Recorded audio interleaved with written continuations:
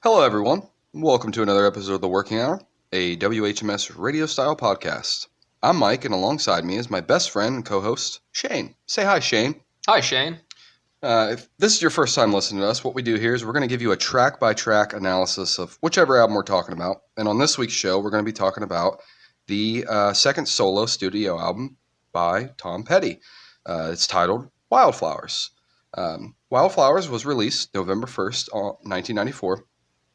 Spotify has it listed as November 30th, 1993, which I don't know what that's I saw about. that too. But anyways, this was done by Warner Bros. Records.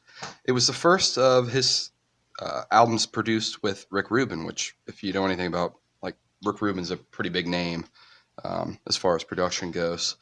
Wildflowers was very well received with critics upon release, and it was certified 3 times platinum in the United States by the Recording Industry Association of America.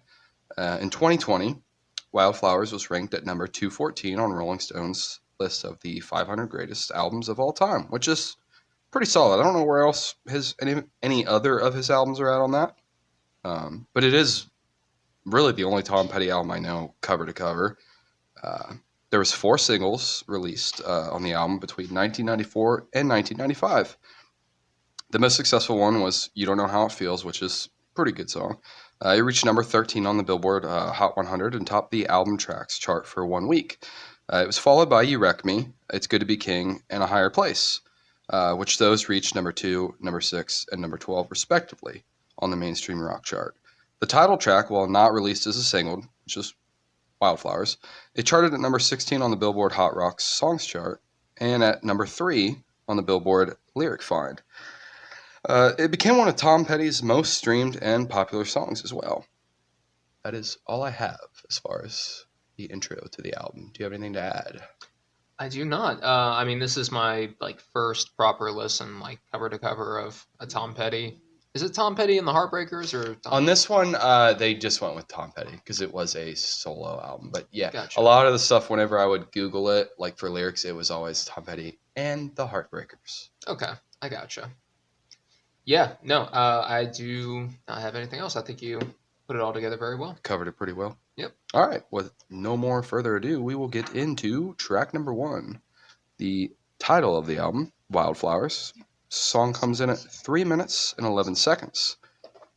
The track opens up with some light strumming. Petty comes in right away with the "You belong among the wildflowers, you belong in a boat out at sea."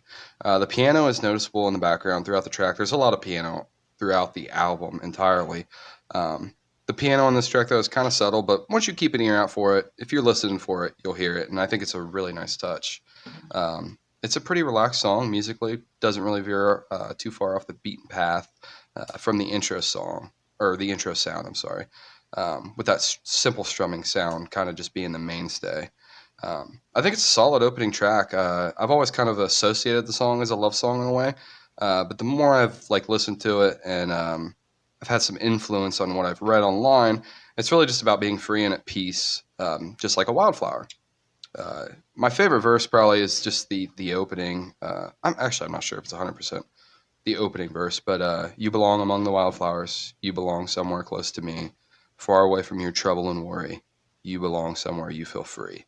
Overall, like I said, it's a solid opener. Fits the theme of the album through in and throughout. The album kind of shape shifts a little bit, but this kind of really does stay with the main feel of it. Like I said in the intro, it's a pretty popular song too, and this is a good intro track. Just kind of, it gives us more of a taste of what's to come. I didn't give it a crazy high score, honestly. I'm looking at it now, I'm like, wow, I really want that low. I only gave it a 7-1. Okay. So I got it's a pretty soft opening with multiple acoustic guitars. Petty coming in around 12 seconds in. You belong among the wildflowers. You belong in a boat out at sea. Sail away, kill off the hours. You belong somewhere you feel free. Coming off the opening lines, additional soft, high-pitched notes come in on the guitar. By the sounds of it, sorry, 1 minute in, the piano keys come in with the tambourine as well. The song it's very light, kind of upbeat, easy listening. It kind of has a sort of spring feel to it, giving Wildflowers. Which is crazy because it was released in November. Right. So I like Petty's delivery of "run away, let your heart be your guide." Like just the emphasis he puts on heart. It's nice. He does a lot of things with his vocals in this that I like. I really appreciate whenever he goes a little bit more just plainly said, where it's less singing and just he doesn't really have a singing voice per se. Mm-hmm. He's not really like Johnny Cash either, but right. He doesn't have the most impressive set of pipes. Yeah, but like it's good though. Yeah, I don't know. He's got a good enough voice that it's like he can do something with it. And there's some charm to it. The last minute or so, additional backing vocals come in, and more like very light, wistful instrumentation comes into. This is a very easy listen of a song.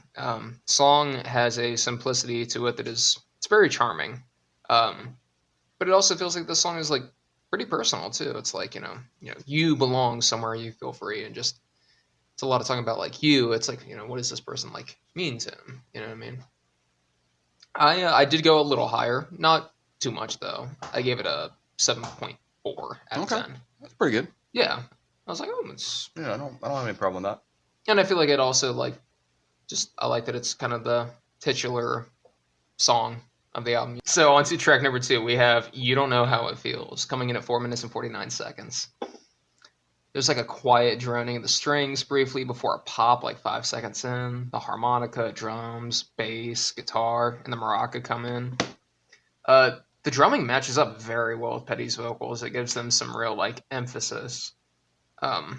There's someone I used to see, but she don't give a damn for me. The chorus, the guitar has like this warbledness to it beneath Petty and the backing vocals.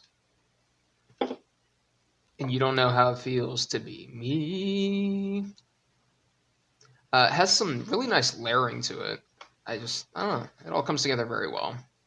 From like 209 through to 240, there is an instrumental breakdown. Has a few different sections, so different instruments get their focus. The harmonica, then the bass, and then a nice little bit of electric guitar as the harmonica swells to the next verse. I like the line, "Think of me, what you will. I've got a little space to fill." The instrumentation coming off the chorus is a big standout on this song.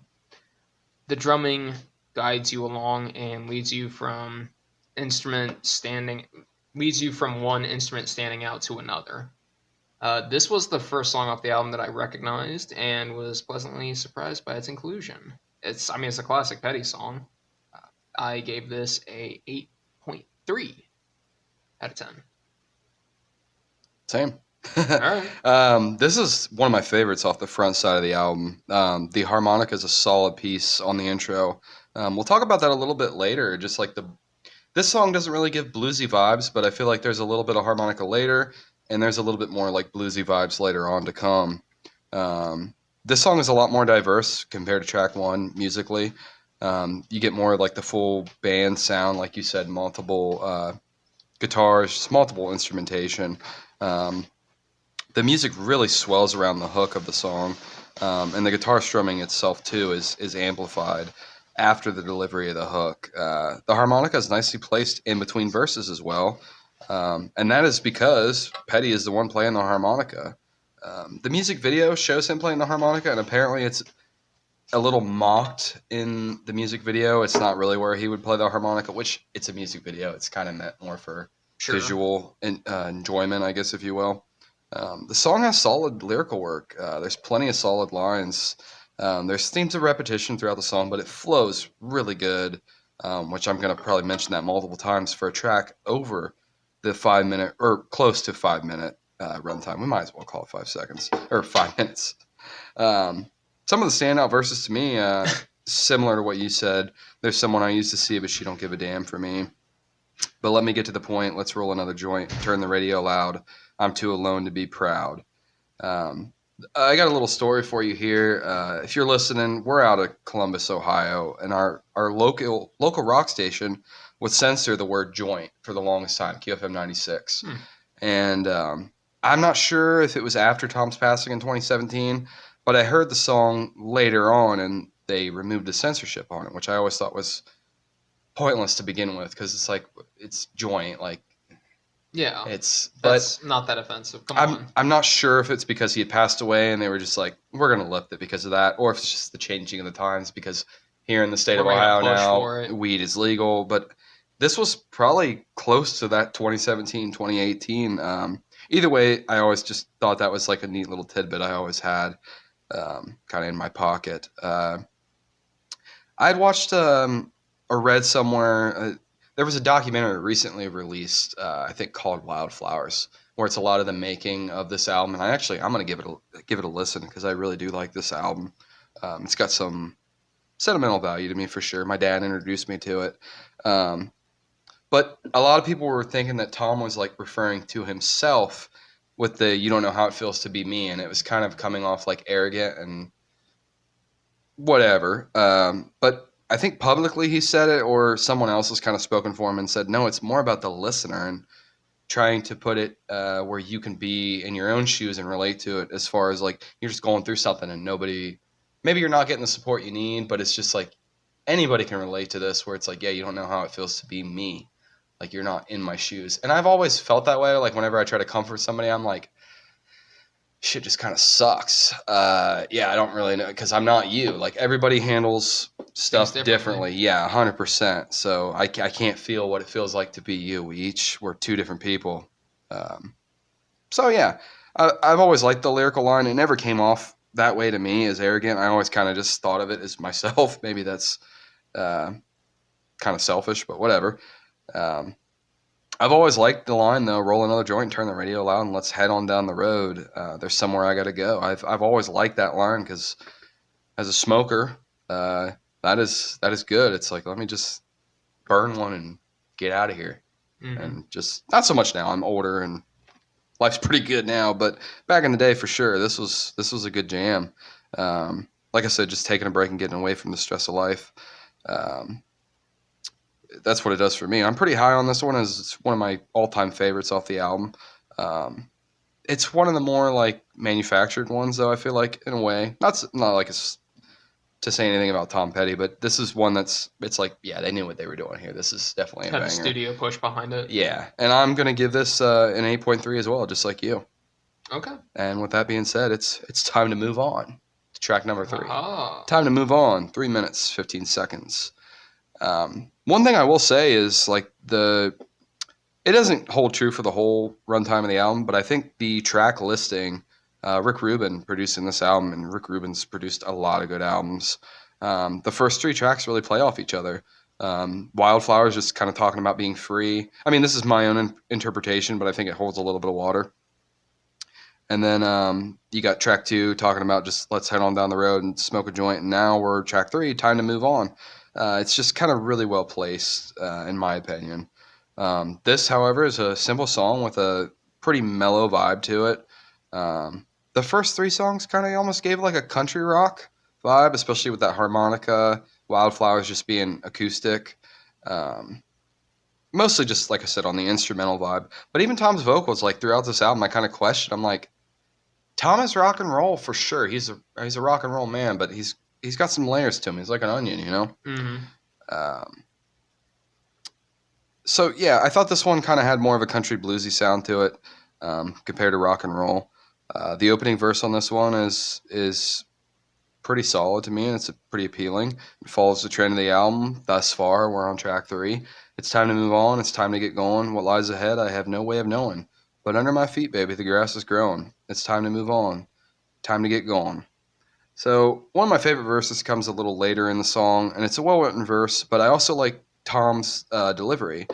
Nauseous adrenaline, breaking up a dogfight like a deer in the headlights, frozen in real time. I'm losing my mind. Just his, I think you talked about it on track 1, how he just delivers some of his vocals, Hmm. which is a theme. I think that's his hook is the way he delivers a lot of it. The way he delivers that, I'm losing my mind. It's very, I don't know, it's very vulnerable and can kind of confines a sense of struggle to me. It almost feels like he's kind of like breaking out of the song for like a second. He's what? Like he's almost like he's breaking out of the song for like a Yeah, second. no, I agree with that. Yeah. Yeah. Um, But yeah, I really like that delivery, and it's followed up with the "It's Time to Move On" hook. I really like this one.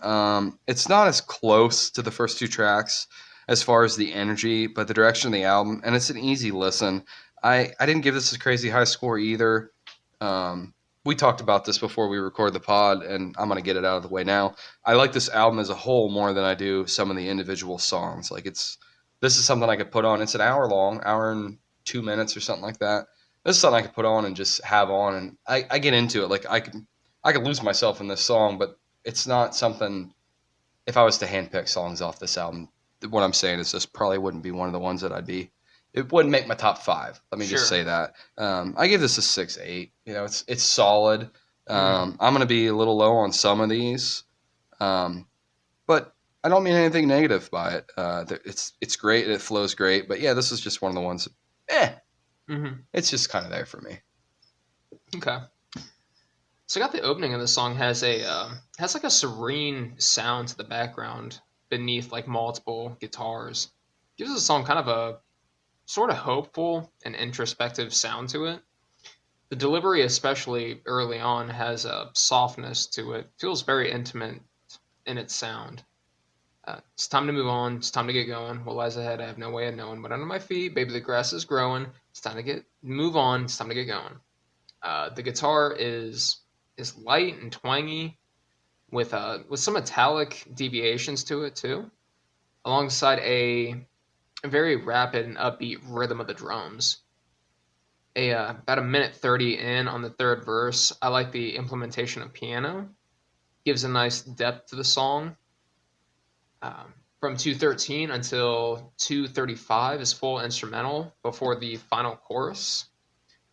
I like how Petty drags out. It's time to move Yeah, on. he does like kind of really drag it there. I'm glad you Yeah, pointed that out. I forgot about it. yeah, I like that. Now I'm like, ah, man, that's better than a 6.8. I'm a higher, but I'm not that much higher. I'm glad. I'm glad whenever we do one of the albums I pick and you're higher on the score than I am, that means Pretty I'm good. glad you liked it. It works as a nice way of transitioning from instrumental back into the vocals, I think. Thus far, it's my least favorite track, but that's not really That's where I was saying at with it. much, just because we're only 3 songs in, and the previous two were pretty good. I appreciate the song can be like quick and a bit upbeat, but it doesn't really lose any depth. It still feels pretty personal. Um, like I said, I didn't go too much higher. It's not like glowing or anything, but I give it a 7. It's like, yeah, you can make my like songs, It's but worthy. I'm not like overly enthusiastic about it. But like, it's good. Yeah, nothing on this album is bad. There's plenty of like high sixes on this, Yeah, but it's just like, yeah, yeah, you're right. yeah. Yeah. So on to track number 4, we have "You Wreck Me" coming in at 3 minutes and 23 seconds. This marks the second song off the album that I knew beforehand. Electric guitar to open, accompanied by some cymbal tapping. Very like high energy. It's a lot more rock oriented this time around. The lyrics come in short bursts, maintaining that high energy for the song. Tonight we ride, right or wrong. Tonight we sail on a radio song. On the pre-chorus, the guitar clangs, oh, and then there's a clang, yeah, and there's another clang before the chorus hits. You wreck me, baby. Yeah, you break me in two. But you move me, honey. Yes, you do. Some vocal layering on the chorus. Coming off of the second chorus, there is an instrumental breakdown with some really solid shredding on the guitar. There's also a deep buzz from the guitar as the music quiets down, as Petty comes back in. Almost on command, the music starts to like pick back up with him, like picks its energy back up. Song closes with the drums getting punchy, the guitar rings out. I mean, this is another classic. I wasn't as high on it as I was for track number 2, but still, it got a solid 8 out of 10 for me. So, Really, 8 out of 10. Mhm. Okay. Yeah. Yeah. So this one, yeah, we finally flipped the switch to that rock and roll sound. It's kind of heavy hitting, I guess, for this part of the album. I mean, we're only 4 tracks in. There's plenty of rock and roll songs, but it definitely intros in with that, like, just burn, burn, burn, Mm-hmm. burn, burn, burn. it's very good. It's got a lot of energy right off the opening. Uh, the whole concept, though, that we've gotten from the last three songs, I kind of elaborated on the previous track, is kind of flipped to mine. To me, this is more of like the Hell With You song compared to the last three songs, where it was kind of like unresolved tension before. This is the first song, too, that we have Mike Campbell, the guitarist, helping with the writing, which he contributed on some of the other tracks. This is really the only one that I highlighted him. Around that 145 mark, we get a nice guitar riff that brings a lot of energy, and then it kind of fades back out. It's not really, I wouldn't know if I would, it is a riff. I was going to say, I thought I called it a solo, but it is just kind of a riff. And then it kind of fades back out and the vocals come back in. Song does utilize quite a bit of repetition, both musically with the guitar being pretty much the same throughout the track, which is kind of a theme throughout the whole runtime, and vocally too, with the hook being repeated quite a bit. The song is more upbeat compared to anything up to this point, I thought. And I don't want to say it's happier, but it's not as mopey as the first like three tracks. Which mopey might not even be 100% the right word. It's almost like vulnerable or like personal. Yeah, thank you. It's a little bit more carefree. That's what I was looking for. Funny too, we're both, I wouldn't say we're huge fans, but the War on Drugs covered this song nice. in 2024 for the soundtrack of Bad Monkey, which flew over my head, and we saw that in theaters, right? No, we saw The Monkey. Not Bad Monkey. Okay. I got those confused. Anyways, the title of the track originally was supposed to be You Rock Me, which I mentally played it over in my head as You Rock Me, Baby. And I'm like, it seems kind of corny to me, and I'm glad that they went with Wreck Me. Yeah. It fits a little better. Rock Me just seems, like I said, a little too corny.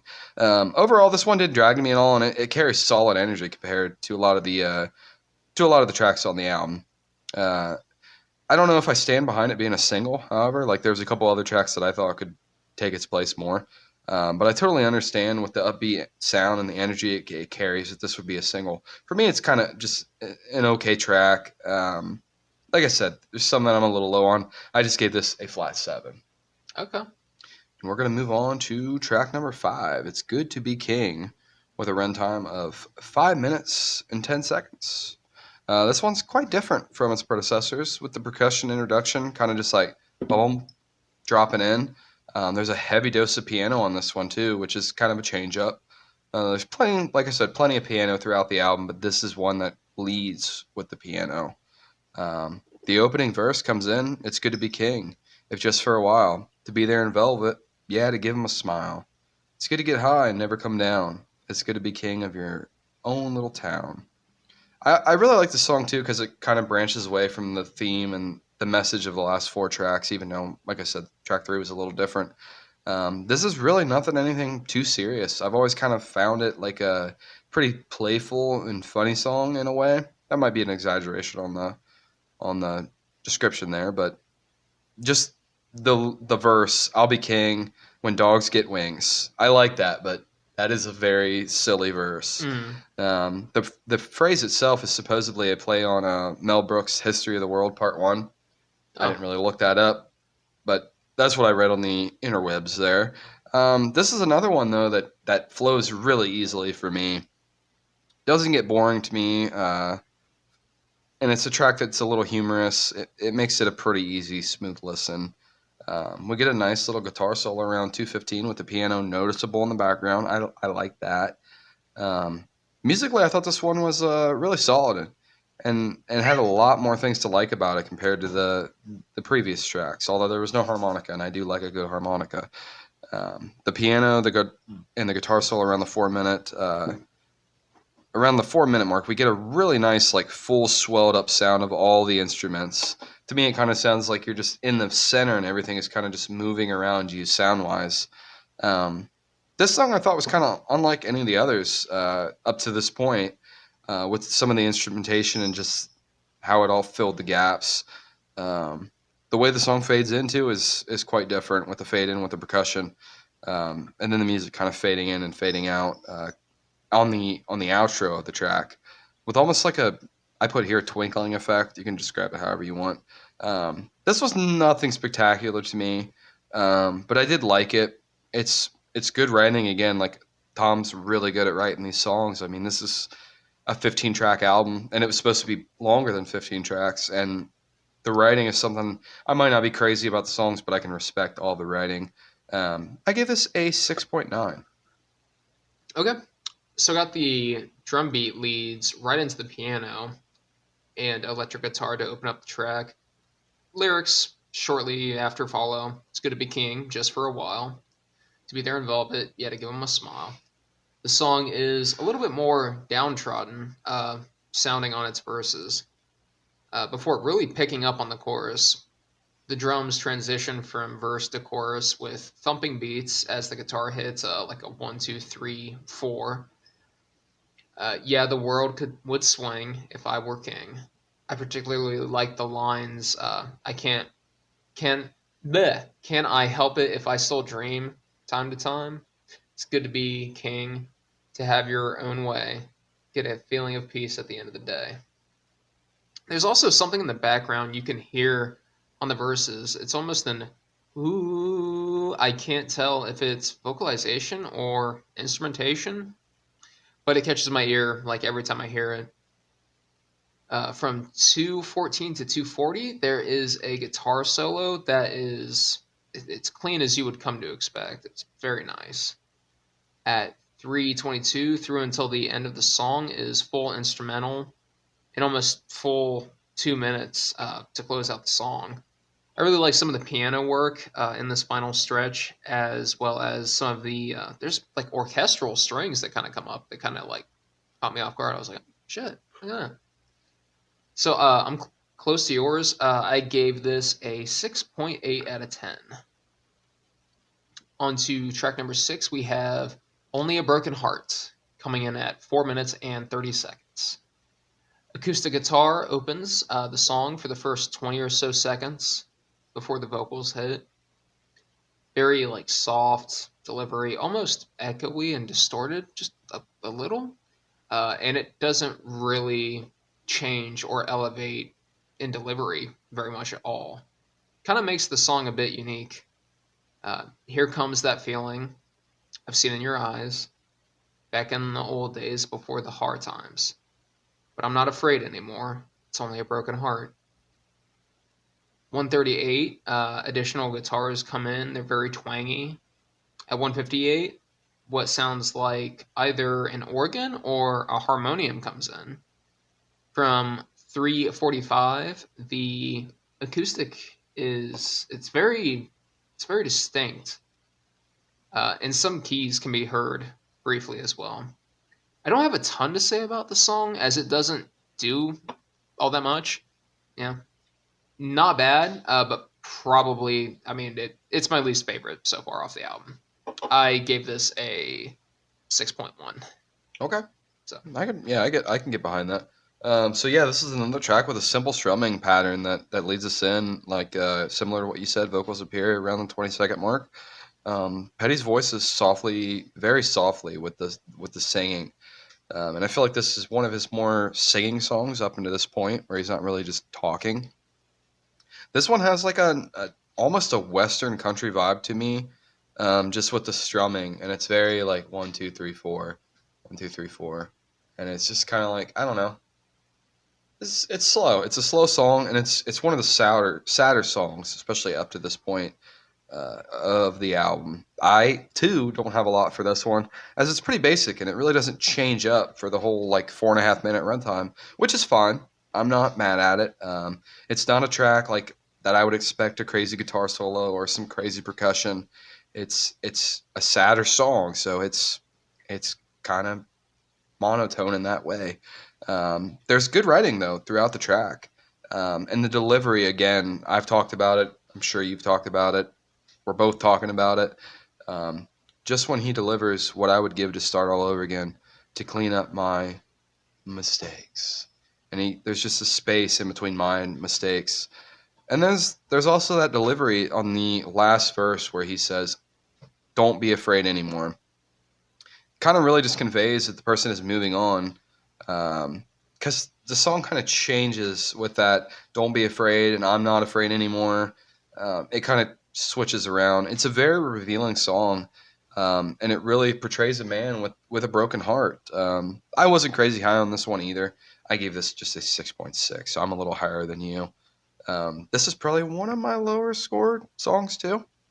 But we're going to move on to track number 7, Honeybee, 4 minutes, 58 seconds. All right, here we go. A little number we call Give Me Some Sugar, Little Honey, Natural Bee. Again, this is another silly, almost comical track to me. It's real rock and roll though, like just that. It comes in with that what I just told you. Give me some sugar, little natural honeybee, and then we just get. It comes off kind of Aerosmithy. I can see that with the guitar. Yeah. Yeah. And also with, I don't know. Yeah. So I was gonna find a spot to put this in here. Mike Campbell, the guitarist for Tom Petty, that was who filled in for Lindsey Buckingham when I saw Fleetwood Mac. Nice. And they did like a little tribute to Tom Petty because that was after he passed away, and obviously not long after too. Yeah, I think we saw them in 2018. Mm-hmm. Yeah, it had to be. And Stevie, honestly, she collaborated with Tom on like "Stop Dragging My Heart," and part of me wonders if they had like a little thing, you know. But anyways, we'll get back to what we're talking about here. So yeah, this is another silly, almost comical track to me. I've always really liked it. It's real rock and roll. Crazy that it comes off of. I elaborated on it earlier. I really like the track listing, but we come off Only a Broken Heart to just Honeybee. But what I will say, and it's a stretch, but it's almost like maybe this is the rebound girl off the Broken Heart. I'm just putting that out there. Might just be me. But it's got a little bit of sexual tension to it in a way. The guitar riff is like, I don't know, to me, maybe the best part of the song. Even though it's nothing crazy, it's nothing spectacular. There is like a guitar solo in this where the main riff is just kind of playing, and it adds to the energy that the song provides. This is one of the first ones where I kind of pick a little bit of the bluesy vibe. Maybe that's a stretch too, but anyways,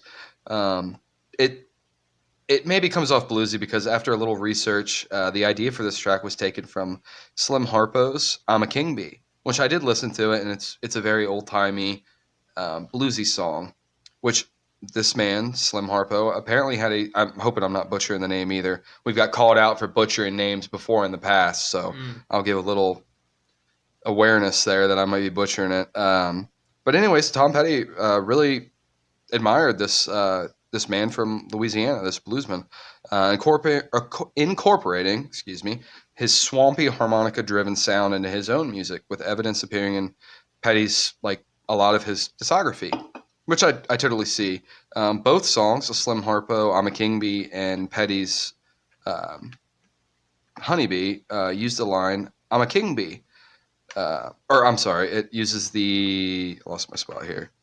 Buzz a While. That's what I meant to say. I like this one. It doesn't have a lot of substance or depth, but it's a solid riff-driven song, and it's pretty easy. She called me her monkey man. Is that one of the lines, or is it monkey hand? I can't remember. Something like that. Anyways, it's a good listen, and I feel like a lot of people probably don't know about this track, and it comes off kind of funny, and it's like it's just happy and upbeat. Didn't give it a crazy high score either. I just gave this a flat 7 because it's good, but it's not. There's not a lot of substance to it. It's just kind of It's just kind of there for me. It's like a Rockefeller song. Yeah, that might be underselling it, but yeah, more or less. Doesn't take itself too seriously, but it doesn't have to. Yeah, and I'm okay with that. Exactly, it doesn't have to. Yeah, like you said, right out the gate, there's a little quiet spoken word intro. All right, here we go. A little number we call "Give Me Some Sugar, Little Honey, Natural Bee." And I'm hoping that was like actually him in the studio when they were mixing it, and he just fucking around. He just said that, and they're like, "Well, we're putting that in there." Yeah, Rick Rubin was like, "Yeah, we're putting that in the album." And the guitar hits like right after that, about 10 seconds before the music really starts to pick up. Additional guitar, drums, some cowbell too. I heard that. I was like, oh, they got the cowbell going. Okay. Come on now. Give me some sugar. Give me some sugar, little honeybee. Don't be afraid. I'm not going to hurt you. I want to hurt my little honeybee. Yeah. The music starts building more and more on the chorus with some distinct bass guitar coming through. She likes to call me King Bee. She likes to buzz around my tree. I call her Honeybee. I like some of the brief spoken word moments in the song, mainly coming off of the chorus during the instrumentation before the verse. Buzz a wow. Yeah. $20, $50, $150. What'd that get you? I got a funny. You'll have to remind me about that. We'll probably forget, but I got a joke to tell you. Okay. Off mic, definitely off mic. Got you. You're like, I was gonna say you say it on the pod. It just. Could you imagine for the whole time? I mean, I could. We could take. No, we don't need to take a break though. That's later. Piano keys become pretty prominent on the second half of the song. The song fades out for the last 15 or so seconds. The song has kind of a southern rock vibe to it. It's not a favorite of mine, but it definitely has like some elements to it that I really enjoy. I give this a 6.5 out of 10.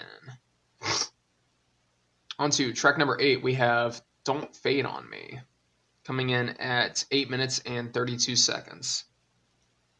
This is another really simple song off the album.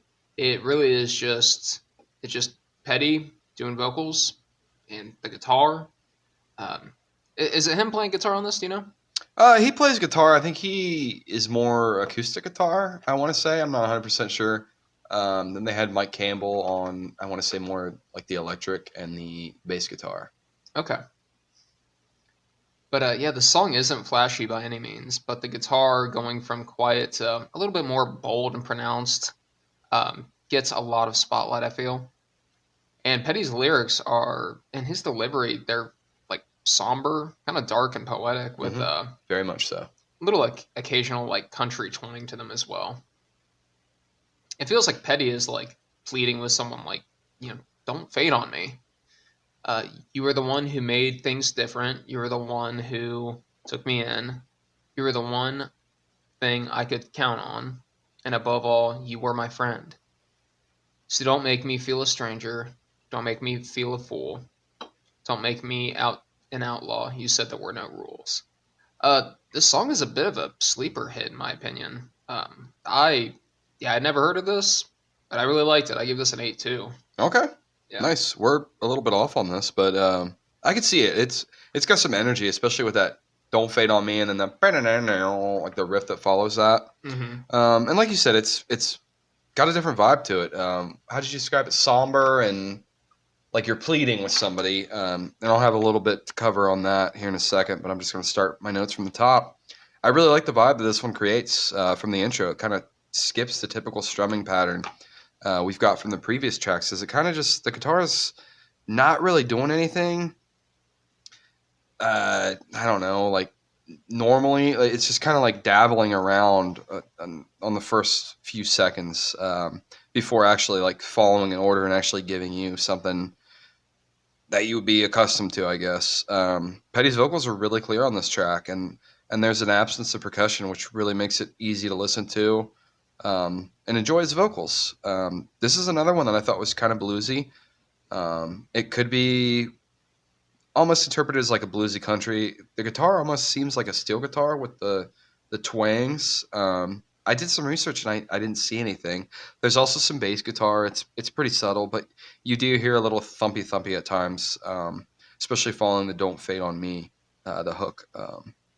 I read that the song was often interpreted as addressing his bandmate Howie Epstein, which I believe was a backing vocal. But anyways, he had a heroin addiction, or he was talking about Bob Dylan and writer's block. I'm not sure whichever one. I think me and you would probably both be in the boat as it's addressing probably his bandmate with the heroin addiction, because "Don't Fade on Me," it just seems like, don't lose yourself. Those kind of align with each other for sure. But it also just kind of urges whoever it's talking about is just telling them not to give up. It's expressing some concern for someone drifting away.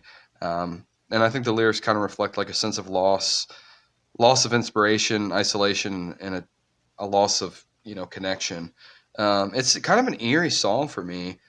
This is not something I'd skip, but it's one of those songs where I probably wouldn't play this for somebody, and I wouldn't crank this up to 10 to listen to it. I gave this a 6.8. There's not a whole lot going on for me. It's one of the shorter songs on the album. It's still 3.5 minutes, but yeah. Moving on to track number 9, Hard on Me, coming in at 3 minutes 48 seconds.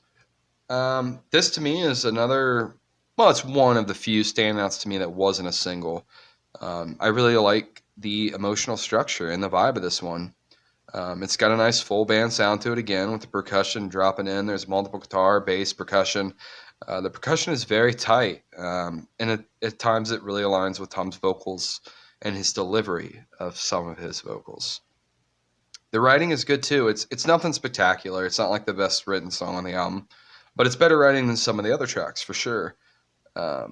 This verse specifically, some other time I'd be understanding. You were supposed to be the friend that I needed when I was down, and now you want to make it hard. Yeah, you want to make it hard on me. And then it's followed up by, maybe if I try, I could turn the other cheek. Maybe, but how big do I have to be? And I've always liked that. Maybe, but how big do I have to be? And the way he sings that, it really, like we kind of talked about it earlier, he doesn't have like the greatest singing voice, but this is one of the ones where it's very good. And I really like those two verses, and they complement each other. The line, though, how big do I have to be, is I've always interpreted it, and this is one of the reasons I like the song so much. It's like, I got to be the bigger person, but how big do I have to be? Like, how much do I have to bend over and, just sacrifice myself? I'm turning the other cheek, whatever. I'm just looking to win. I'm just letting you do whatever. It just kind of sounds like whoever Tom's talking about, is just making things, so much more complicated than the situation calls for. This is a solid song to me, and like I said, it's one of the standouts to me that wasn't a single, and I do really like it. And I wouldn't say, this is kind of the backside of the album. We're over halfway through, but this is kind of one of the more hidden tracks. We'll hear your thoughts in a second. But this is one of the tracks that I did really enjoy. I give this a 7.5. And before we get into Shane's thoughts, we're going to take a quick little break, and then we will be right back. All right, listeners, we are back. We're going to finish up. I gave you my thoughts on Hard on Me.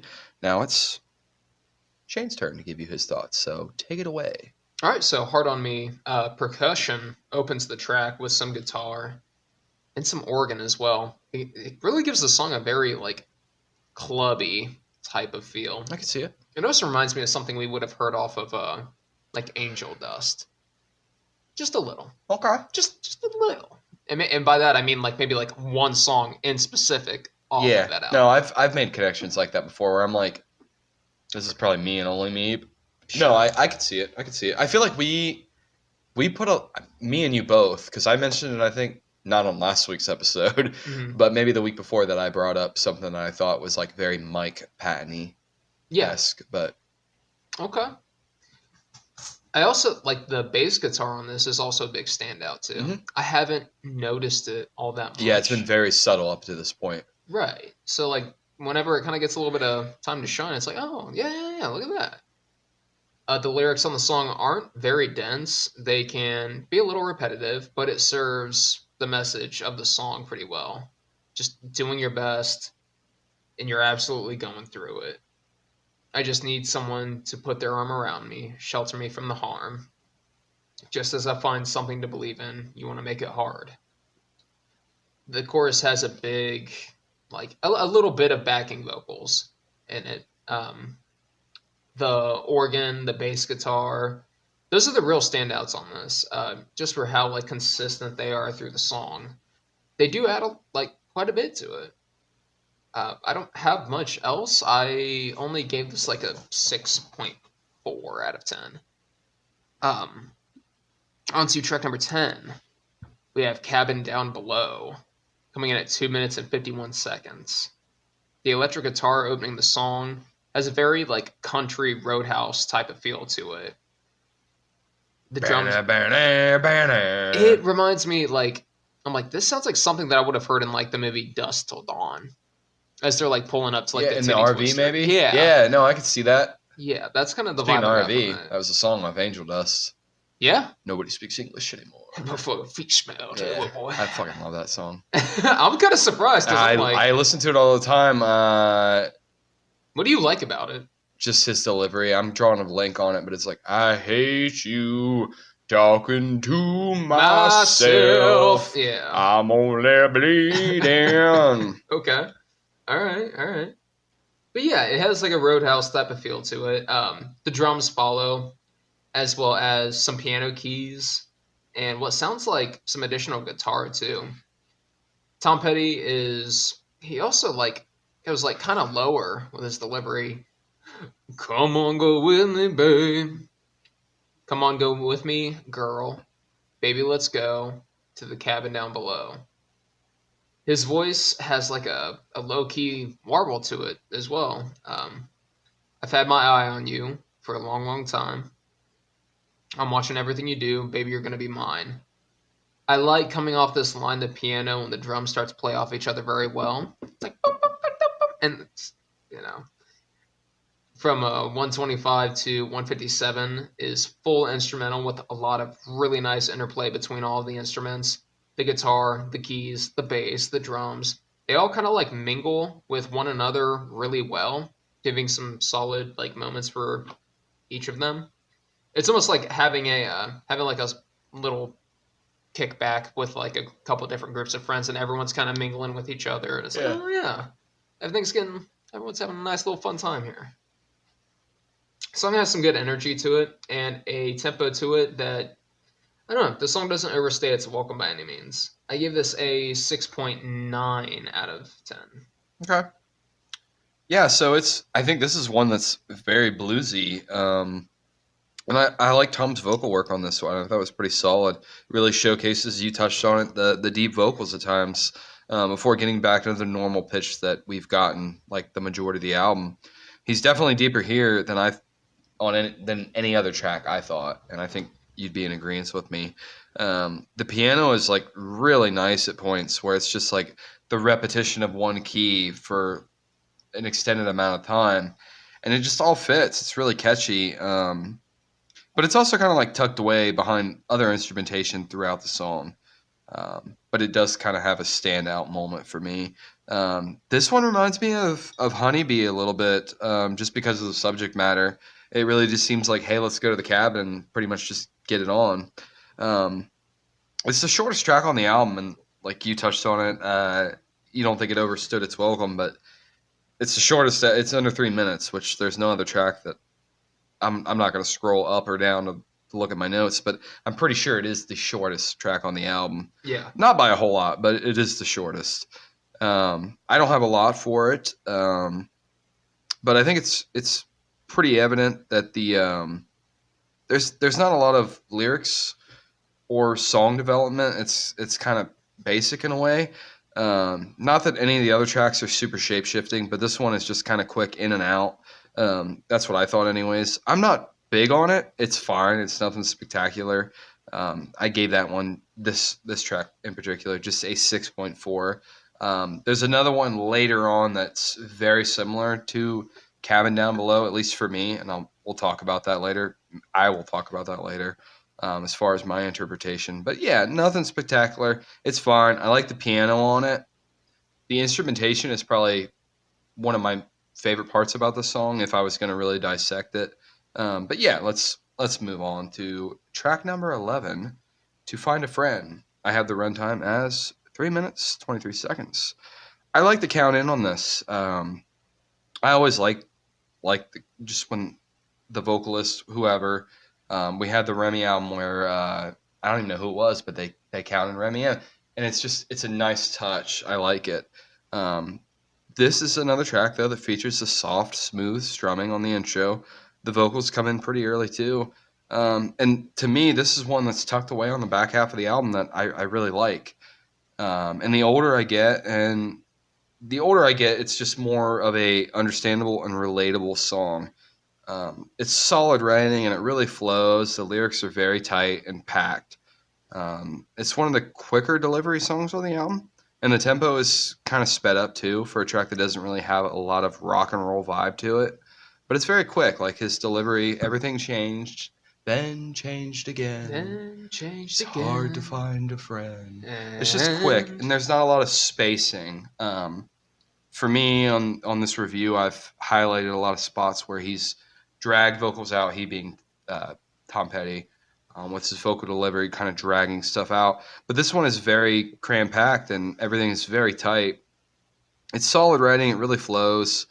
And it doesn't have that rock and roll vibe. Like I said, it's kind of a struggle for me putting on the exact genre because it's such a mix up of like rock, blues, and country in a way too. Like this is one of the ones that kind of stands out to me in the fact that I can't really put my finger directly on it. This is a song that I would show someone who knows a Tom Petty, but like I said, this is kind of like a hidden gem. I don't feel like a lot of people are aware of it. As far as lyric goes, there's a lot of good lyrics on this. The writing, like I said, is really good. It almost creates like a cinema style vibe to me, as it kind of tells both sides of the story. With the opening verse, in the middle of his life, he left his wife. He ran off to be bad. Boy, it was sad. But he bought a brand new car, or but he bought a new car, found a new bar, went under another name, created a whole new game. Then later on, we get the other side of the story. Way across town, his wife's boyfriend moved in and took over the house. Everybody was quite quiet as a mouse, and it changed their lives, changed their plans. Slowly they grew apart. Boy, it would have broke your heart. Goodness, um, it's solid writing. It's a sad song in a lot of ways, but his vocals are kind of delivered where Thomas is kind of like telling a story. Where a lot of the other songs, I felt like he was talking his personal life, and this is one where he's just kind of like telling a story. And it's not the same as like Hard on Me or You Don't Know How It Feels. It's almost like I said, Thomas telling a story himself about what's just going on, and I really like that aspect of it. Um, and like I said, the older I get, the more I appreciate the song because it is hard. Once you get out of school, you're not really you have your work friends, but other than that, it's hard to find a friend. Yeah. And you appreciate your friends. Like I appreciate my friend sitting across the table from me. I gave this Blushes. Oh, not not a crazy high score, but it is good. It's just there's not a whole lot, and it's another short track, 3 minutes 23 seconds. I gave this a 7.4. Okay, we're close. So do you like the take 4? 1, 2, 3, 4. Like it's just I don't know. Tom Petty's voice. It's like, oh, you cool. Yeah. You're cool. You know, he was a groundskeeper in Florida. Was he? Yeah, QFM Okay. 96. Shouting them out again. They're not paying me anything for this, but they used to have a thing where he was a groundskeeper in Florida. Nice. Which is like you know what a groundskeeper is, right? Yeah. Like at the fucking cemetery. Oh yeah. I could see that. I could see Tom Petty being a little fucking necrophilia. I'm gonna take you to the cabin down below. R.I.P. Hopefully he got a kick out of that if Oh. he's up there in the spiritual world. You know, funny story. I'm gonna put this out here now. Tom Petty died October 2nd, Mm-hmm. 2017. Mm-hmm. That was my dad's first birthday after he passed away. Damn. And I remember texting my stepmom at the time. They were still legally married, my dad and my stepmom, and I was like, oh, I'm glad he got that on his birthday. Tom Petty passed away. And it was also, I will say, it was also very sad when he passed away because the media, them fuckers, man, there was reports, I think, that came out before he actually passed away that it's like, oh, he's dead. But people were just kind of doing it for like clickbait before he actually passed away because he died in a hospital, and there was like a lot of speculation. He died when they found him. Like, well, no, he was in the hospital, but I remember them. I think they kind of kept him alive. This is all from memory, and this was almost 10 years ago. They kind of kept him alive, I think, so family could like come see him before he actually passed away. So, R.I.P. Tom Petty, one of the greats. Okay. Well, since we're talking about it, all right, I got two things to like throw in there real quick. Little elaboration. Did you realize? Because I know it's been a little while now, but the Grand Theft Auto like 6 trailer, the new GTA. No, the first trailer that came out for it was, and I mean it's set in Vice City, which is basically Florida. Yeah, where he's from. Where he's from. His song was used in that. Okay, which song? I can't remember. He was also like Running Down a Dream was in San Andreas. Let me see. It was Because I've flown a helicopter and an airplane to Running Down a Dream. I think it is. Let me see. It's not Running Down a Dream. It is. I think Love is a Long Road. It's Love is a Long Road. Okay. That's it. She really cared about me. Yeah, it is that. But that, and then I remember whenever Tom Petty passed away, my dad, he like, fucking basically, he's basically sober, but without like being like addict sober, where it was like if he like had a drink, it would like break him. Yeah. Like, it was like, no, But I he can had a drink for Tom Petty? Yeah. Whenever Tom Petty passed away, he was like, he's like, son, Tom Petty fucking died. He's like, I'm gonna drink some wine. You're gonna have some with me. I was like, all right. And then was that during like? No. Okay. It was right before. Okay. Well, no, I meant like, were you like pretty sober at that time, or? Oh no. Okay. No, I was not. I was not very sober. Okay, I can't. Yeah, I couldn't. I was looking at the timeline. That was a long time ago. I was like, I'm like, Dad, some wine? Is that it? You ain't got nothing else? He's like, fuck no. Whiskey. My dad only drank fucking Southern Comfort, dude. That shit. Okay. No, my dad was he was the box wine guy. That cheap shit, that like white box with like, it had like the glasses. Francesca or whatever. Yeah, that's it. Yeah, Kyle used to drink that shit. We'd hang out and he'd literally be holding it up and just drinking it out of the tap. And I'm like, it's like, dude, you're a filthy animal. It's like, man. But it was like $20 for that. And I don't even know how much was in there, but I'm assuming but he was also a big guy. It was like 4 or 5 bottles. Jesus Christ, dude. He was down in that like one sitting. Yeah. So, I mean. But he's a big boy. Kyle was a big boy at that point. He's lost weight. But. Shout out to Kyle. Yeah, no, I remember like. And your dad. And my dad. Yeah, he was like, yeah, you're going to drink with me. And then like he put him on the stereo. He put Tom Petty on. And then he even like went ahead and texted my mom like, fucking Tom Petty died. You believe that shit? You believe that shit. It's like, of course he'd been drinking at that point. Yeah, Like, he's like, I can't believe this shit. I take my wife. Sue. That's cool though. Yeah. I can respect that. Yeah. So yeah, that I do remember that. Like that's cool. I mean, it's not cool because Tom Petty died, R.I.P. And he was a hell of a musician. But that's cool that you have a little story about that. Yeah, we both have a little story. So with your mom and my stepmom. There you go. Yeah. So yeah, Tom Petty comes in. He's got like that smooth Southern drawl to his voice. This song is one of the more acoustic, and dare I say, it almost has like a bluegrassy sound to it. I can see that because I've said some country, and bluegrass is not. It's a short step away from country. Yeah. Yeah. The roots of country. It definitely is more like kind of folky. Mm-hmm. Especially like what you were saying about him like telling a story. Yeah. You know. Left his wife. The acoustic guitar. Oh. Yeah, the acoustic guitar, some like metallic like clangs too. I'm not sure like what instrument that is, but then more guitar comes in, and days went by like paper in the wind. Everything changed, then changed again. It's hard to find a friend. It's hard to find a friend. Nailed it. That's better than some of the vocals we've done on this on this podcast. It's pretty good. Still not great, but for us, it's all right. The chorus being punctuated by some deep like piano keys. From 204 to 229, there's an instrumental with a nice little bit of upbeat piano. Almost kind of reminds me of something you would hear in like a saloon in like Red Dead or like a Western movie. Has like a real flair to it. Song keeps an upbeat tempo, but the lyrics are pretty sad about like a man like leaving his wife and his family. The family ultimately winds up in a way worse off place without him. I like the soft indie rock / folk sound to this track. I gave it a 7.2 out of 10. Okay. On to track number 12, A Higher Place, coming in at 3 minutes and 56 seconds. This song, similar to the last, is I don't know. This one is more fast and upbeat in nature. I will say that. Quick drumming to start off before the guitars come in. The maraca as well. The drumming finds its rhythm for the song. Petty's like vocals are pretty serene. This song, similar to Wildflower, has an almost spring feel to it. Feels very warm. I can see that. Well, I fooled myself, and I don't know why. I thought I could ride this out. I was up all night making up my mind, but now I got my doubts.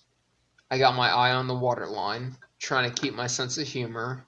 But if we don't get to a higher place, find somebody who can help somebody who might be nobody no more. I know that was a lot. Um, Little bits of harmonica coming off of that line as well. The music quiets as Petty sings. At 157, there is some instrumentation. It sounds like a mix of guitar shredding and also harmonica. At 245 through until the end is full instrumentation with electric guitar that becomes more prevalent in the last like minute of the song. And the harmonium kind of winds down to close out the song. Uh, I only gave this a 6 out of 10. Okay, yeah, I'm not crazy high on this one It's either. fine. Yeah, it's not bad, but it's kind of one of the ones where I'm just like, yeah, Next. it is what it is. It's a little bit more of a positive vibe compared to the last one. It's not of a sad story, and it's not telling a story either. It's a quicker tempo song, especially coming off the last one. Um, this one doesn't really have a tried and true Tom Petty sound to it. To me, I mean, it's obvious it's his vocals, like his voice is very iconic. But to me, it just seemed like some '90s vibe song. Like it doesn't really. To me, this one didn't really mesh with the album a whole lot as far as the overall sound. But it just kind of sounded, like I said, like a '90s vibe song you'd hear in some random movie playing in the background. I don't know, but it's a good song. It's not bad. I'm not crazy about it. The emphasis on the vocals, the find somebody who can help somebody who might be nobody no more. Whatever. It's fine. The music swells on that delivery, and it's more of a happy song, upbeat melody, and almost creates a rock pop vibe. I thought. Um, I was up all night. I thought I made up my mind, but now I have my doubts. I like that line because that's me. I think about stuff way too much, and I thought I had my mind made up, but then I'm getting my doubts now. I'm second guessing myself. I didn't give this a crazy high score either. I gave this just a 6.7. And we will move on to track number 13. Coming in at 5 minutes and 32 seconds, we got House in the Woods. This one reminds me of Cabin Down Below just because they're so like similar with the track titles that they almost overlap in my mind because they both create like a sense of imagery similar to each other. The good news is I prefer this one a lot, not a lot more, but quite a bit more. The opening verse is solid, and again, the imagery it creates. I'm going down to a house in the woods, see my little darling. I'm going down out in the fields with summertime coming. And then later on, we get this verse.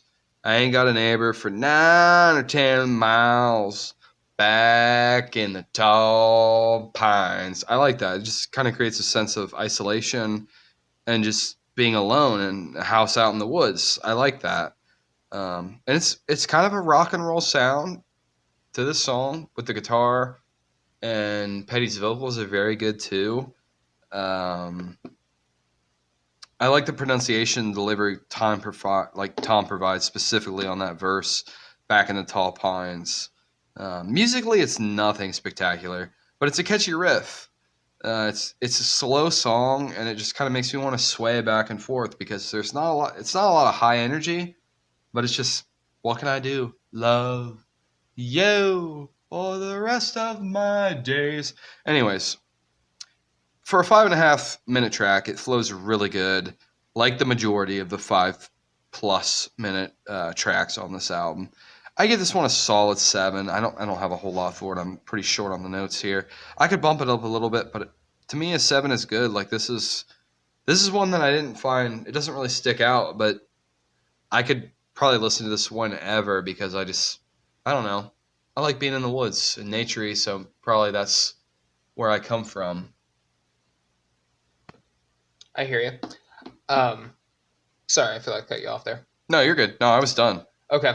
So real quick, are we splitting this one up, or do you want to power through it? Because I feel like we can knock it out quick. We're just gonna power through it. I do want to take one more break because Okay. actually, let's just take a quick break right here, and then we're gonna come back, and we will wrap this up for you guys. We got it. All right. All right, listeners, we're glad you're still with us. We're a little over the hour. This is the working hour. We are on overtime now. Bringing us back in is going to be my best friend, Mr. Shane, where he's going to be telling us about his thoughts on track number 13, House in the Woods. Take it away. So, like, right off the bat, the drums are heavy, have a real thump to them. The drums, the guitar, and some, like, light, like, piano keys as well before the vocals hit, like, 34 seconds in. I'm going down to the house in the woods. Is that Tom Petty? That's the best I got. I'm hearing it right now, and it sounds pretty close. See my little darling. I'm going down out in the fields with some summertime coming. On the second half of this line, Petty has like his like pitch. It's very higher and twangy on the delivery. The instruments line up really well with the vocal delivery. And oh, my love, what can I do?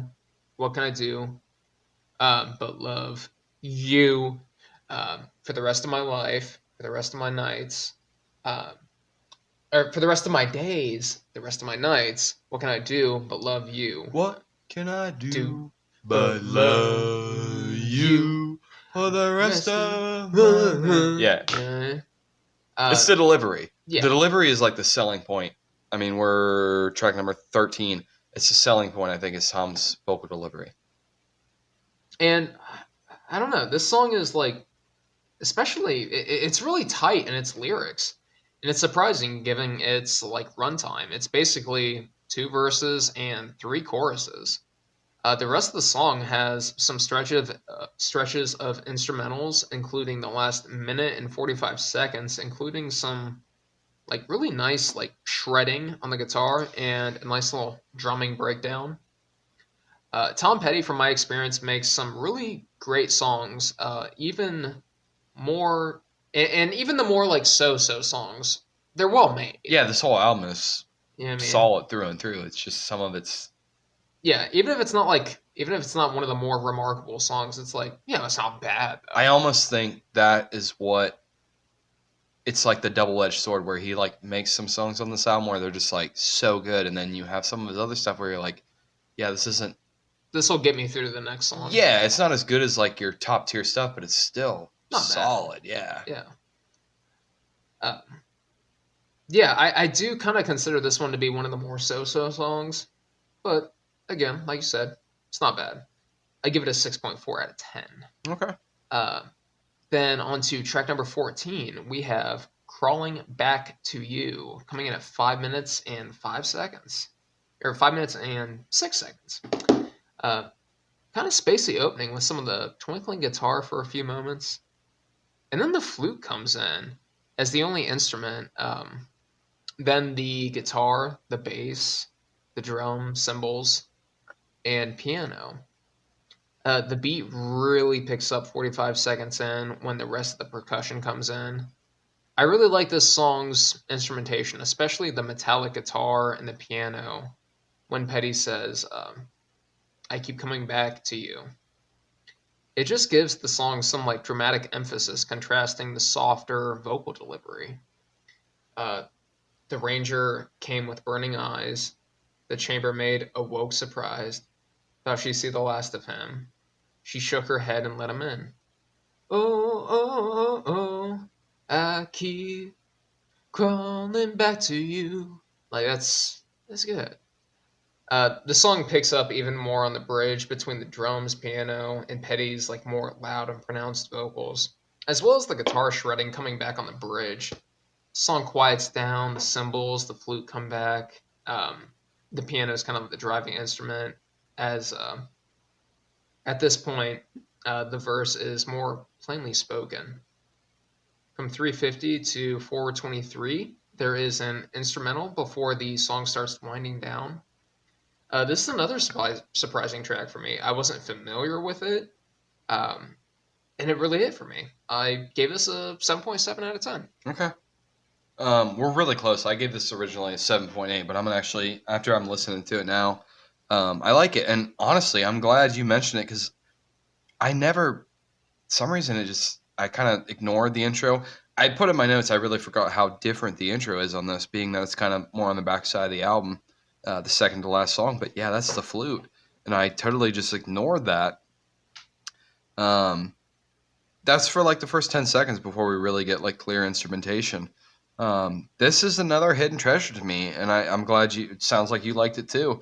I really like the sound we get, just the intro, the introduction that we get for the first minute of the song, really kind of setting it up. And I really like Tom's vocals on this, and the harmony of the ooh, I keep crawling back to you. And it's another song with solid writing, which is probably why I label it as more of a hidden treasure. This is one that I can understand why it wasn't a single, but for me in my mind, Mr. Mike is going to document it as something that could have been a single. And it's hidden. It's on the backside of the album, but it was me and my sidekick. He was drunk and I was sick. I really like that. And that's around the 3:05 mark. And then there's the following verse. It's just really good for me. And Tom is kind of speaking it, and I think this kind of make this verse in itself kind of makes it almost one of my favorite tracks. I'm so tired of being tired. Sure as night will follow day. Most things I worry about never happen anyway. And then we go right back into the hook, the ooh, I keep crawling back to you, and then that's repeated 2 times. And I really like that. Most things I worry about never happen anyways, and I feel like that's a lot of us that just stress about things that are never going to happen, and we just fornicate these things in our mind, and they never happen. Formulate, yeah. Fornicate. We're just fucking these ideas. Yeah, thank you. Appreciate that. This is honestly one of my favorites off the album. And like I said, it's kind of buried. It's on the back of the album, and it's been a long time since I'd really listened to this album cover to cover, but I really like it. I like the song in itself, start to finish. The song is supposedly about the painful cycle of addiction, personal struggle, and the desperate hope for redemption, which I keep crawling back to you. I feel like definitely goes in with the addiction. We were just talking about our addictions off mic, and it's one that I think me and you both could kind of, I just keep crawling back to you because it's some of the most toxic things in our life. I think we can crawl back to just because it's comforting in a way. Well, even and I think it works both ways. It's like you can crawl back to the thing that like you're addicted to, but then you can also crawl back to like the thing that like, oh, I'm gonna break free of this because that sounds nice and it gives you some like comfort in that. Yeah. But it's like, you're empowering yourself, but at the same time, you're like, it's like, am I really though? Yeah, no, you know I mean? That's a good way to put it. I'm glad you said that too. But there's also the I kind of associate it more with the I do see like the addiction, the personal struggle, but I also see like I associate it more with a relationship, I guess, with the opening verse. Waiting on the side of the road for day to break so we could go down into Los Angeles with dirty hands and worn out knees. That actually kind of speaks more to the addiction side, with just like being drug addicted. We're going to go down with dirty hands and worn out knees. Just kind of you're on your knees begging. So I like that. And I've always kind of made the song a little bit of a prettier picture in my mind than that with drug addiction or whatever. It's just, I like the melody of it, and it's a good song for me. I'm kind of high on it. I gave this a 7.8. And that will take us to track number 15. Last but not least, we have Wake Up Time coming in at 5 minutes, 19 seconds, which is very heavy on the piano upon entry. Tom comes in right around 18 seconds. You follow your feelings, you follow your dreams, you follow the leader into the trees. The song is like very ballad-like with a heavy dose of piano kind of. Thank you very much. Shout out to Erie Brewing Company. It's time. With the shandy that my buddy here, Shane, will be going probably in April. 4 months tops. April. I mean, from now, we'll be getting more of it. So Erie Brewing Company makes a solid shandy. Delicious. I'm pretty sure you can't get that shipped that's Erie, Pennsylvania, right? Erie, PA. Yeah. So I don't know if you can find any way to get that. It's a very good. Go in the springtime. It's a very good beer. Yeah, it's only 3.5%, which is nothing, and you might shake your head at us, but Like It's all about the taste. Fucking tell you, boy, you get a couple drinks in, you have one of them. Yeah, you're gonna be like, little damn treat. good beer. That's what you always. It's damn good beer. It is. I'm looking forward to it after I finish my shitty Coors Light. No disrespect to Coors, Milwaukee Brewing. It'll do the trick. Drink responsibly. Anyways, yeah, Wake Up Time, solid. I think this is a really good closer. There's themes of the album. I don't want to say this is a concept album because I don't think it is. If it was shorter and they kept like a certain amount of tracks, I could see it being a concept. Just because I do feel like there is a theme, but it's lost and then we're back to it and then we lose it again. But this is probably one of the tracks that has like the most amount of lyrics, even though there is a lot of repetition. To me, how I interpret it is the song really just kind of tells the tales of just growing up and realizing you're alone in this world. Even me and you were one or two people away from being alone, completely alone in this world. And it's a scary thought, and I think the song kind of dabbles in it. But for me, it's not so much focusing on that. I think it's just more of being a young man or woman. But anybody in their 20s has a phase where just adulthood kind of smacks you in the face. Tom was 44 years old when he released Wildflowers, which baffled my mind because I kind of wondered if this was like self-reflecting in a way. But it, like I said, it blew me away. He was 44 when this came out, and let alone he was 44 years old before me and you even existed. Right. Is crazy too. But the album comes to an end with the line, "It's wake up time, time to rise and shine. It's wake up time, rise and shine, wake up time." And I think that's a solid way to close it. It's not. I'm not really high on this one, but I respect the hell out of it.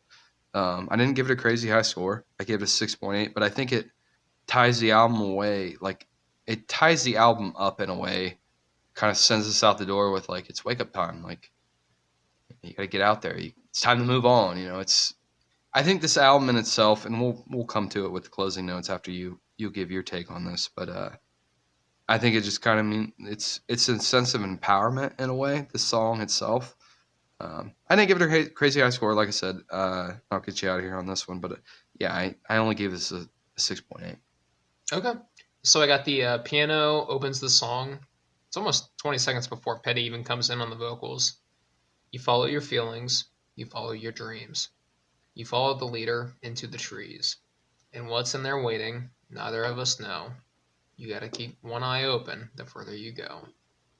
The song comes off as like very personal and introspective. From what I've read online, and I feel like the lyrics like don't mince words on this. It's about growing up and realizing that you need to like kind of get it together and like live. You know what I mean? Do what you have to do to live a fun, happy life. And shine. And shine. So. Yeah. Yeah, you'll be all right. I like the, yeah, you'll be all right. It's just going to take time. It's wake up time. Time to open your eyes. Moments in the song like this where the singing comes off as more of just Tom Petty just talking directly to you. Like, I like those moments. I don't have a ton to say about the song. It's not. Yeah, I didn't have a whole lot either. It's not really. Instrumentally, not a lot happens. Yeah. There's a lot lyrically. There's a lot. Yeah, like I said, it's probably one of the longest runtime lyric songs. But yeah, most of it's just Tom singing as it's a pretty lyrically dense song. I do feel like this was a pretty perfect note to end the album on, though. While I don't think this is a song I will like constantly be going back to, I do really like it. It clears the 7. It has a 7.5. Not like eager to jump back into it, but like it's good. It's kind of nice.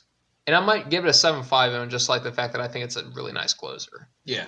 So I might give it a little. That definitely bumps it up. I can get with you on that. I can align with that. So, yeah, overall, I mean, like, I don't think there was a single bad song on this. There were some that I was kind of on, and some that I was like, it's pretty good. Yeah. And I've never heard of this shit. Yeah. And then like, one or two hits that I was like, never heard of this before. Yeah. What about you? I liked it. This is a solid album. Like I said, it has a lot of sentimental value. I have a physical copy that was actually my dad's from this album. And we listened to it a lot. I mean, I remember listening to this album a lot as a kid, and I never really, as a young kid, you don't really, I don't know, you don't have a lot to back it up to, but it's a solid album. And I don't know if we were talking about it on mic or on air, but this is definitely an album that I, I I feel like it's better listened to in its entirety than dissecting it because it does flow really good, and that's probably what I like about it. As far as albums go, I mean, I give this a pretty good score because there's not really a bad song on it. Like you said, there's some songs that there's nothing on it really I would skip, but there's some that just the bar is set so high that there's others at the bar you're under the bar where it's just like I don't know, guilty by association where it's like it's good, but it's not as good as the previous song. But I love this album. There is a documentary out about the album, and I'm gonna try to actually watch it because I am very curious, and I don't know. Tom's got a really good voice, and he doesn't really sing. I mean, we talked about it, but that's just give me some sugar, little natural honeybee. And I'm just, I'm curious, and I guess the documentary shows a lot of them in the studio, and I love stuff like that. Like me and you, I know for sure we've watched the Kurt and Courtney documentary. I don't know if we ever watched the Nevermind one about the making of Nevermind, but it's just I like the behind the scenes stuff. So, and this is an album that I really like. Also, Nevermind is a solid album too. But even some of the Pink Floyd stuff I've watched the making of, and I like seeing the behind the scenes and how certain stuff is recorded and just the harmonica for like you don't know how it feels and just artist interpretation, and then you listen to it at home being just a nobody, and then you connect it with your a crazy famous musician like Tom Petty, and you connect the dots, and you man, we're not too far off as far as how we interpret stuff. So I like it overall. I mean, I give this probably and I was low on some of the scores, but I would give this probably a 7.5 to an 8 overall, which is probably pretty high. Okay. But like I said, this is a solid album to me. This is something I'd put on when I'm cleaning the house on a weekend, on a Saturday or Sunday, because it flows good, and there's nothing. There's a couple songs on it that are kind of sad, but it's nothing that brings you down. It's all pretty uplifting and empowering, and then the ending of Wake Up Time, like we both agree it's a great way to end the album overall. So, do you have closing thoughts, or was that your closing thoughts? I mean, overall, I think like this, I kind of gave mine. I thought you did. That's why I was like, if that's all you got, couple hits, that's fine. Couple of sleeper hits that I like didn't know about beforehand, and a couple that like just kind of got me on to the next song. Overall, I probably give this album like a solid like 7.2. Yeah. Yeah, I mean, like some high moments, others I'm kind of, but at no point was I like, God, yeah. So fucking. What was that movie we watched with the? The Void. Yeah, the Void where he just stabbing the thing through the eye. Yeah, it's not there. So, you know what? We'll finish off the last of this whiskey. Yes. Little baby shot. Yep. For Tom. Wait. Tink tink. Tink tink. Tom Petty. R.I.P. On to the bonus track of the week. Are you gonna cue yours up on your? No, because it's like 7 minutes Okay. and 13 seconds. I'm gonna do it. So the bonus track of this week is "The Place Where He Inserted the Blade" by Black Country New Road, coming in at 7 minutes and 13 seconds. Much like the closing track from Wildflowers, this song opens with some like isolated piano for the first like 40 seconds before the guitar starts to come in. The piano starts to become like much prettier as it gets layered by the guitar, followed by the flute, and even more so whenever the vocals come in about 1 minute and 10 seconds in. The delivery of the vocals is soft and quiet, gradually picking up in volume and pace. You're scared of a world where you're needed, so you never make nice with the locals. It takes a few years, but they break bones. The drums quietly start to come in. It takes a few months, but our bones heal. We're stronger. We tell all our school friends. The drums quickly grow loud and thumping. at 159, the song totally changes pace. More focused on bass and brass instruments and some twinkling guitars. The vocals becoming more dire in this section. The good morning, Good day. show me the place where he inserted the blade. Um, and I like the part where he's like, I will hold my chest where the wind can exist, but I will try not to keep you too long. Um, the music quiets down similar to the beginning. The song builds back up, hitting the similar beats from the first half of the song. The vocals becoming even more dire and desperate on this verse. The flute, the brass becoming more prominent on the second half of the song, as well as some additional backing vocals. Uh, Show me the fifth and the cadence that you want me to play. At 540 is a mix of vocalization and instrumentation without any real lyrics. It's a huge cacophony of sound, making a truly epic finale before quieting at 6:30. Only the piano, the flute, and the guitar remain.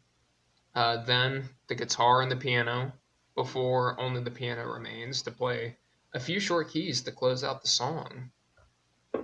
I've always I've always really appreciated this song, the way it takes its time and switches between these tones and paces. All of the instrumentation, it comes together very well, and I find it very impressive. Um, I really see if I can quote this right. So I'm gonna go through the lyrics real quick because I didn't list these, but I want to mention them. Well, yeah, go ahead and do that. It's the part where he says, let's see, here we go. Darling, I'll spoil it myself. Thanks, you're leaving. Well, I tried to stroke your dreams better, but darling, I see that you're not really sleeping.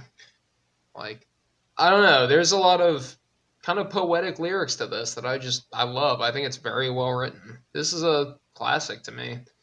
A classic that not a lot of people know. I feel bad whenever I fucking list a bonus track that I kind of like a little bit more than the album, but like I gave this a 9. Oh, that's what the bonus track is for. So don't feel bad at all. That's the beauty of the bonus track is we're supposed to highlight a strong point, and maybe their album, the rest of that album that's on, might be the high point. That's the whole point of the bonus track. So don't feel bad. For me, I am gonna give you being you, and the listener at home, the AI overview of the song, and then I'm going to elaborate. The Place Where He Inserted the Blade by Black Country New Road is a raw exploitation of an emotional devastation featuring lyrics about a toxic, broken relationship, yearning, and the inability to let go. The central metaphor, show me the place where he inserted the blade, symbolizes a desire to confront the specific, painful details of a partner's infidelity or emotional betrayal, which I really like. For my notes, though, it's a slow burn track to me, and it's a snowball rolling down the mountain that creates quite a bit of imagery, which I think is something you should expect from a track with a little over 7 minutes as the runtime. It should definitely take you to a place and create an environment. The first minute is very quiet, like I said, slow burn. The vocals appear around 1 minute and 10 seconds. It's really softly delivered. Isaac Wood is the lead singer, I'm assuming. I read he left the band in 2022, but it was said that he was on the first 2 albums, and this was the second album, so I'm assuming it was him. The English accent is so solid. They're all out of Cambridge, I believe. And the English accent really creates a vibe to the whole track, us being 2 Americans. I think we can both agree that the English we've done a lot of English albums. We have. But anyways, there's a saxophone around the 3/4 mark of the song, which is phenomenal, and it's a nice touch. And it fades in and just kind of takes over as the main instrument sound with the vocals still being delivered and some of the backing vocals at the same time. I really like the verse. I know you're scared. Well, I'm scared too. Oh, every time I tried to make lunch for anyone else, in my head I end up dreaming of you. And you come to me. Good morning. And also, I mean, you can't not appreciate the show me the place where he inserted the blade. I'll praise the Lord, burn my house, I get lost, I freak out, you come home, hold me tight, as if it never happened at all. And I think that's kind of, to me, it's a very relationship, rocky road, um, relationship vibe, whatever that it creates. Um, it's very solid on the delivery. Overall, it's a little long to me, but I wouldn't shy away from it. It's a solid track. It's on my liked songs. Um, it's a song. The more I listen to it, I can totally understand why you like it, and I like it too. Sure. I think you love it. I definitely like it for sure. It holds a lot of depth and a lot of substance. Which, if you've listened to us before, which hopefully you have, that's something that I look for in a song. Is it doesn't have to be great, it doesn't have to be catchy, but if it's something I can align with lyrically, I can totally get behind it. I'm a little low on it, but for me, anything above a 7 is a good score, and I gave this a 7.4. Okay. So take that as what you will. Let's talk about next week, though. What album are we doing? We're going to be doing the 2008 album Modern Guilt by Beck. You know, I'm glad you picked Beck because I was literally thinking about something came across my timeline the other day, and it was just artists giving their favorite songs, and Chino was the one that started. I can't remember what he listed, but Beck was one of them too, and I'm like, damn, okay, Beck. Well, it was like current Beck, and he wasn't two turntables and a microphone. This was Beck current day, and I'm like, he look. I don't know how old he is. He's got to be. 50s? Gotta be in his 50s. Yeah, he still looked good. Don't get me. He looked like he was in good shape, but you could tell. Right. I mean, skin only is elastic for so long, but yeah. Okay. So I'm looking forward to that. I'm glad you suggested that because I was thinking like the other day I was looking for inspiration for an album for the show, and I was thinking like maybe I should look at Beck because he had a new album a couple of years ago. Yeah.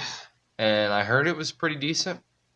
Don't really know much off of it, but I'm glad you. Okay. Out of all of it, like his albums that I'm familiar with, anyways, that I've like, because like it started off, I bought Guerrero, which is from like 2005, and then Sea Change from like 2002, which is like his country album. Modern Guilt like is another one I bought, but I never got super into. I listened to it a couple of times. I'm not that familiar with it, but I thumbed through it the other day, and I'm like, no, I can work with this. And it's only like 10 tracks, so. A little shorter. Hopefully next week we won't be over an hour and a half. We'll see, though. We'll see. Yeah. What's the boney? Bonus track. We're going to do something pretty basic. Funny story. Okay. This is an artist that old Phoebe. If you remember Phoebe. I do. Okay. Yeah. Yeah. We're going to do, and this is pretty basic. We're going to do Fly Like an Eagle by Steve Miller Band. Into the future. Yep. Okay. Nothing spectacular. Pretty basic. I was listening to it at work, and I have a couple little funny stories about it. Are we talking about Screen Door, Phoebe?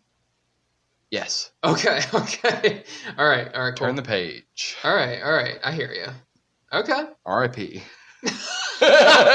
She died. More or less. All right. Anything else? Nope. Fly Like an Eagle. Into the future. Next week's album review. Fucking be there or be square. Thank you so much for listening. This has been The Working Hour. And until next time. Work a little harder. Work harder.